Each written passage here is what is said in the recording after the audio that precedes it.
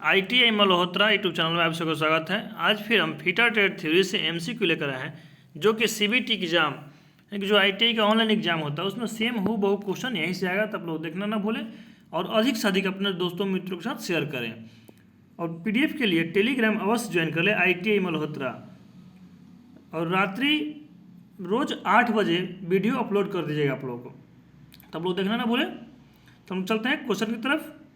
और जो क्वेश्चन रहेगा, ये क्वेश्चन क्या है, ये लेवल 2 से है, क्योंकि लेवल 1 आप लोग का पहले करवा दिया गया है। तो उसको आप लोग प्ले लिस्ट में जा करके देख लीजिएगा, डिस्क्रिप्शन में इसको उसका लिंक दे दीजिएगा। तो चलते हैं क्वेश्चन की तरफ। तो ये क्वेश्चन क्या है, क्वेश्चन है कि कौन सी धातु कई प्रकार के अम्लों के लिए प्रतिरोधित है। यानी कौन सी धातु है जो अम्लों के लिए प्रतिरोधित है। तो इस पर क्या है, यानी कि अम्ल मतलब कि एसिड। क्या है, एसिड। अब क्या है, एसिड। तो एसिड, आखिर भाई एसिड कहाँ रहता है। एसिड जो है प्रतिरोध है, आखिर किसके लिए प्रतिरोध है, क्योंकि पूछ रहा है कि कौन सी धातु कई प्रकार के अम्लों के लिए प्रतिरोधी है। देखिए हम लोग इसका मान लीजिए अगर एसिड है तो एसिड को तो हम लोग प्लास्टिक में नहीं रख सकते हैं, क्योंकि प्लास्टिक में रखने पर तो गर्म हो जाएगा, जलने लगता खोलता है ना वो। तो वही बोल रहे हैं कि इसको हमने कि इसका हम लोग कहाँ रखेंगे, इससे प्रतिरोध क्या है। तो इसका सही आंसर होगा ऑप्शन नंबर सी। क्या होगा ऑप्शन नंबर सी, लीड, यानी कि लेड होगा। ऑप्शन नंबर सी हो जाएगा। क्या होगा, ऑप्शन नंबर सी हो जाएगा, लीड। चलते हैं नेक्स्ट अगले क्वेश्चन की तरफ। देखिए अगला क्वेश्चन क्या है, ये जो फिगर लिया गया ये आप लोग को समझाने के लिए फिगर लिया गया है, क्योंकि क्वेश्चन में फिगर नहीं था। ठीक है, देख लेते हैं कि टेलीस्कोपिक गेज जो है, टेलीस्कोपिक गेज का उपयोग क्या है, कि जो टेलीस्कोपिक गेज है इसका उपयोग क्या है। हम लोग देख लेते हैं सबसे पहले इसमें कैसा कैसा टेलीस्कोपिक गेज होता है। तो टेलीस्कोपिक गेज के पहले पार्ट्स के नाम देख लेते हैं। देखिए टेलीस्कोपिक रॉड यहाँ पे है, यहाँ इंटरनल स्प्रिंग, यहाँ लॉकिंग स्क्रू, हैंडल। क्या है, हैंडल है यहाँ पे। तो ये तब लोग इसके टेलीस्कोपिक गेज का पार्ट्स का नाम देख लिए। अब हम लोग देखते हैं थोड़ा सा कि टेलीस्कोपिक गेज से भी एक और गेज होता है जिसको हम लोग स्मॉल होल गेज बोलते हैं। क्या बोलते हैं, स्मॉल होल गेज, या उस स्मॉल हेज जो स्मॉल होल गेज है उसको हम लोग हेमीस्फेरिक गेज के भी नाम से जाने जाते हैं। क्या नाम कहते हैं, स्मॉल गेज या हेमीस्फेरिक गेज के नाम से जानते हैं। तो देख लेते हैं कि जाहिर सी बात होगा कि जो है स्मॉल गेज होगा, इसका उपयोग कहाँ किया जाता है। तो स्मॉल गेज और टेलीस्कोपिक गेज, इस दोनों का उपयोग हम लोग करते हैं सॉलिड की गहराई को मापने के लिए। मान लीजिए यहाँ पे ये जॉब है, इस जॉब के अंदर आप लोग को मापना है। तो इस जॉब के अंदर हम लोग को अगर इस जॉब के माप लेना होगा, नहीं रुकिए, देखिए इसमें इसका हम लोग पार्ट्स का नाम लेंगे।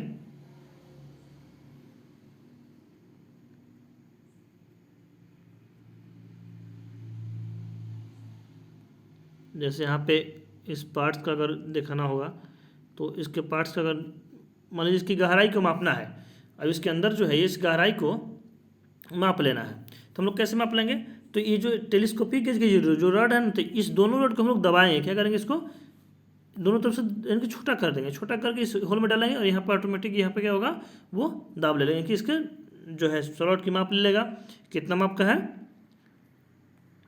तो वही स्लॉट की माप लेने के लिए हम लोग टेलीस्कोपिक गेज का उपयोग करते हैं, इनके छिद्र या स्लॉट को मापने के लिए। तो हम लोग स्मॉल गेज का उपयोग कहाँ करते हैं, स्मॉल होल गेज है उसका उपयोग कहाँ करते हैं। तो इसका उपयोग हम लोग 3 mm से 13 mm, इसको नोट कर लीजिएगा, 3 mm से 13 mm, 3 mm से 13 mm तक के सॉलिड को हम लोग मापने के लिए इसका उपयोग करते हैं। और टेलीस्कोपिक गेज का उपयोग कितना करते हैं, तो 8 mm से 150, इसको नोट कीजिए, टेलीस्कोपिक गेज का 8 mm से 150, 8 mm से 150। फिर से सुन लीजिए, ये स्मॉल होल गेज है इसका उपयोग हम लोग 3 mm से और 13 mm तक करते हैं। क्या प्रयोग करते हैं, तो जो स्मॉल होल गेज है या हेमीस्फेरिक गेज का उपयोग कितना करता है, तो 3 mm से 13 mm तक, और टेलीस्कोपिक गेज का तो 8 mm से 150 mm तक के साइज का हम लोग माप ले सकते हैं। तो ये तो देख लिए टेलीस्कोपिक गेज का पार्ट्स देख लिए, कितना के स्लॉट को माप सकते हैं। अब हम लोग देख लेते हैं होता कैसा, और देख लीजिए थोड़ा सा। देखिए यही है टेलीस्कोपिक गेज, ये हो जाएगा होल,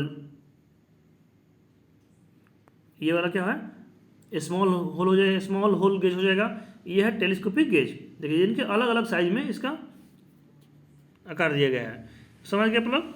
तो लोग चलते हैं क्वेश्चन की तरफ। तो क्वेश्चन में क्या पूछा है कि टेलीस्कोपिक गेज का उपयोग कहाँ किया जाता है, तो इसका सही आंसर ऑप्शन नंबर डी। क्या होगा इसका सही आंसर?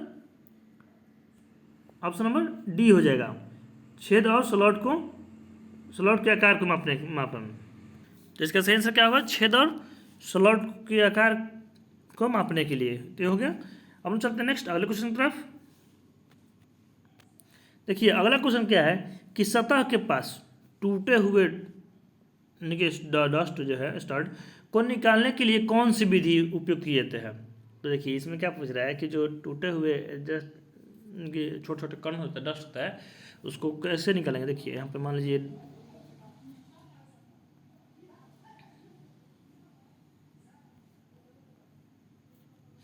यहाँ पे हम लोग एक होल लेते हैं कि 2 होल कर लेंगे, क्योंकि इस होल में यहाँ पे अगर डस्ट यहाँ पे टूट जाता है यहाँ पे, तो हम लोग क्या करेंगे, कैसे निकालेंगे। अगर मान लीजिए इसमें ये जो छोटा है, इस जो छोटा सा डस्ट भरा हुआ है, तो इसको कैसे निकालेंगे। तो हम लोग को बताया था कि हाँ जब किसी भी होल में अगर छोटे छोटे इनके डस्ट को, इनके टूटे हुए स्टर्डिंग के डस्ट को निकालने के लिए हम लोग प्रिक पंच का उपयोग, इनकी कौन सी विधि उपयोग करते हैं, तो प्रिक पंच विधि उपयोग करते हैं। तो ये पूछ रहा है कि सतह के पास नज़दीक में टूटे हुए स्टड को निकालने के लिए कौन सी विधि है। तो इसका सही आंसर ऑप्शन नंबर सी हो जाएगा, प्रिक पंच। क्या होगा? प्रिक पंच हो जाएगा इसका सही आंसर। तो ड्रिल होल बनाने के लिए तो ड्रिल बिट का उपयोग करना पड़ेगा ना उसके लिए। तो समझ गए। चलता है नेक्स्ट अगला क्वेश्चन की तरफ। देखिए अगला क्वेश्चन क्या है कि काउंटर सिंक हेड स्क्रू का कोण कितना होता है। देखिए ये क्वेश्चन जो लोग इसके पहले क्लास किए होंगे, लोग इनके पहले का वीडियो देखे हैं, उन लोग को क्वेश्चन देखते ही आंसर उन लोग को कमेंट में आना चाहिए। क्योंकि जाहिर सी बात है आप लोग का आंसर कमेंट में अवश्य आना चाहिए। क्योंकि आप लोग कमेंट नहीं कर रहे हैं, नहीं लाइक कर रहे हैं आप लोग, क्योंकि हम आप ही लोग के लिए मेहनत कर रहे हैं। तो ये देख लीजिए कि काउंटर सिंक हेड का जो कोण, जो हेड स्क्रू है, इसका कोण कितना होता है।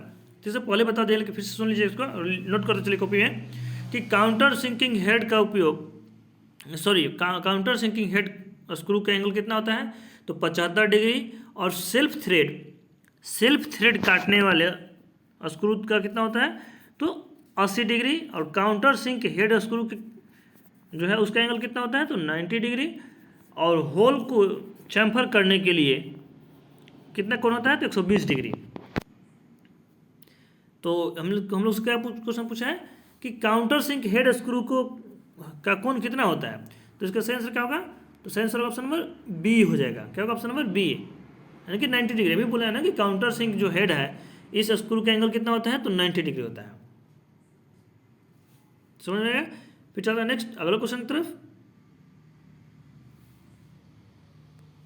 देखिए क्वेश्चन क्या है कि ड्रिल बिट में एक्स के द्वारा चिन्हित किया गया कोण का नाम क्या है। तो ये ड्रिल बिट के पार्ट्स के नाम तो बता दिएगा आप लोग को पिछले क्लास में, फिर से देख लीजिए इसको। ऑप्शन में दिया है कि छेनी का कोण, इनके चीजल एंगल। ऑप्शन बी है रेक एंगल। ऑप्शन सी है पॉइंट बिंदु, इनके पॉइंट एंगल। ऑप्शन डी है लिप क्लियरेंस एंगल। तो हम लोग देख लेते हैं इसमें आखिर ये जो दोनों जो एक्स जो दिया गया है, ये क्या है। तो ये तो एक्स एक्सिस है, यानी कि मेरा मुख्य जो पॉइंट है इसका पॉइंट है ना। और ये वाला क्या है, तो ये वाला है फ्लैंक। हम लोग देख लेते हैं थोड़ा सा, इसको सुन लीजिएगा कि ड्रिल की एक्स अक्ष के लंबवत, यानी कि एक्स अक्ष के ड्रिल की जो एक्स अक्ष के लंबवत और फ्लैंक के बीच, जो ये फ्लैंक है, तो फ्लैंक के बीच जो फ्लैंक के बीच बने कोण को लिप क्लियरेंस एंगल कहते हैं। तो समझ गए कि जो ड्रिल की एक्स अक्ष के लंबवत और फ्लैंक के बीच बने कोण को लिप क्लियरेंस एंगल कहते हैं।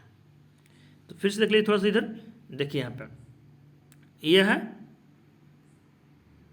क्या, यहाँ पे चीजल एज वायर, यहाँ क्रेट वायर, यहाँ कॉर्नर, यहाँ फ्लैंक। ये ना पूछ रहे हैं कि यहाँ पे एक जो पॉइंट है और यहाँ ये वाला क्या है फ्लैंक। तो देखिए यहाँ पे दर्शाया गया है और इधर दर्शाया गया क्या है लिप क्लियरेंस एंगल। चलते क्वेश्चन की तरफ। तो इसका सही आंसर क्या होगा, ये जो समझ गए आप लोग, ये जो एक्स के रूप में जो यह है क्या है, इसका नाम क्या है, तो इसका नाम है option number D lip clearance angle. क्या है, लिप क्लियरेंस एंगल। आज के लिए इतना ही, फिर मिलते हैं नेक्स्ट क्लास में। दोस्तों अधिक से अधिक अपने दोस्तों मित्रों के साथ शेयर करें, क्योंकि बहुत कम समय बचा हुआ आप लोग के एग्जाम में, और कोई भी एग्जाम में उन लोगों को दिक्कत यानी कि समस्या ना हो। आज के लिए थैंक यू।